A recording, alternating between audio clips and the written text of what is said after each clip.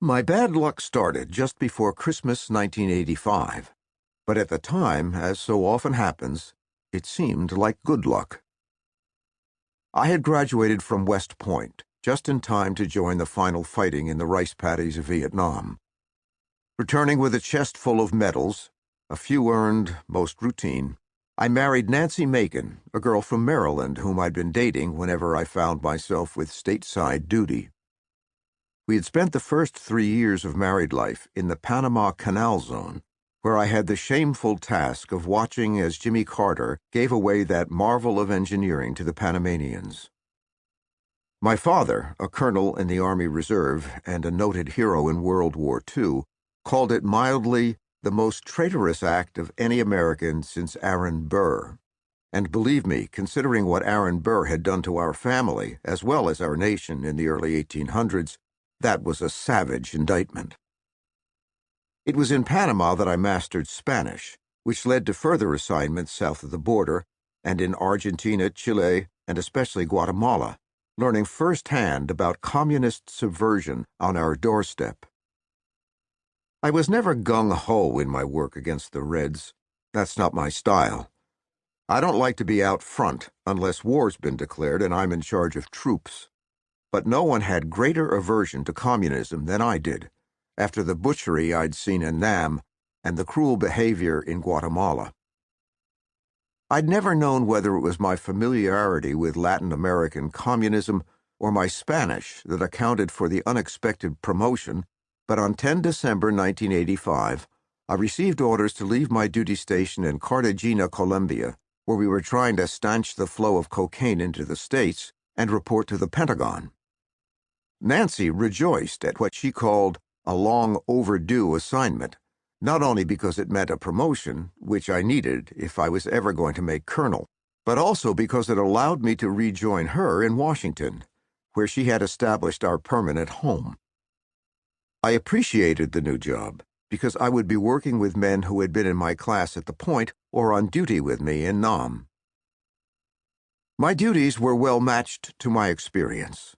Liaison with the various military commissions from South and Central American nations, anti-communism in general, and exciting duty with Vice President Bush's Special Task Force on drug smuggling. I met Bush only a couple of times, always in a crowd of officers, but from my earliest days in Colombia, I'd had a favorable opinion of what he was trying to do. And then, just before Christmas, I was suddenly handed the exciting news. Starr, an opportunity like this doesn't reach down to tap a major very often.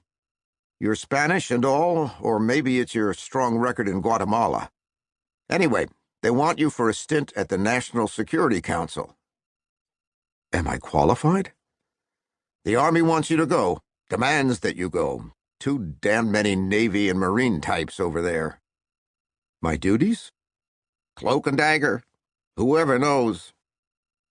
He was a 2-star general, and he half saluted before I did. Keep your nose clean this time, Starr. We want you back. Men like you are too precious to lose. His last words spoiled the good news, because they reminded both him and me that my promotion to lieutenant colonel had been sidetracked. Normally, an Army officer, if he's good, expects regular promotion up to the rank of lieutenant colonel. The real weeding out occurs in the jump from light chicken to full chicken. As my West Point bunkmate, Zach McMaster, once said in his poetic way, any asshole can make light colonel. It takes a real man to handle the next leap. He had left the service after only 2 years, for it had become clear that because of his outspoken manner, he would never hack it. My promotion had been held up twice because of an incident in Chile. Information I was picking up on the street, where I moved about in civilian clothes, led me to believe that one of our clandestine exercises was bound to backfire, allowing a gang of real murderers to sneak behind the American flag while they continued their dirty games. I protested in an embassy meeting, failed to get attention, and sat down to write a forceful memorandum. My grandfather, having undergone 2 messy divorces in which his ardent letters betrayed him, had summarized his experience in a pithy command: "Do right and fear no man. Don't right and fear no woman." Forgetting half of this, I drafted a memo that turned out to make my superiors look bad.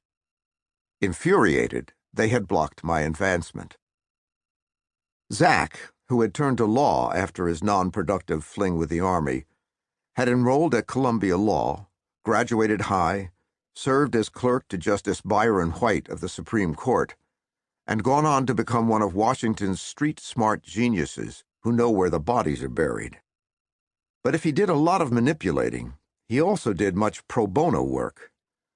When my promotion was blocked by the bad vibes from Chile, he advised me, "Starr, if you move to another command, keep a low profile and do a superior job.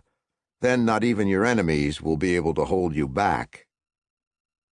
My assignment to the NSC proved him right. But his urgent phone call this morning put an end to that strategy. "Starr, old buddy, you're in serious trouble." "How do you know?"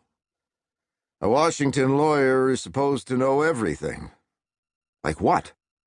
"The Senate Committee on the Iran deal wants to interrogate you. You'll be notified today." "Zach, I've had nothing to do with Iran." "The angle isn't Iran. It's the Contras."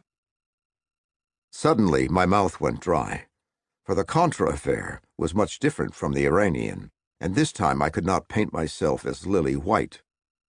There was, after all, the Tres Toros affair, about which rumors had begun to circulate, and I would not feel easy being interrogated about that. "You better come on over,"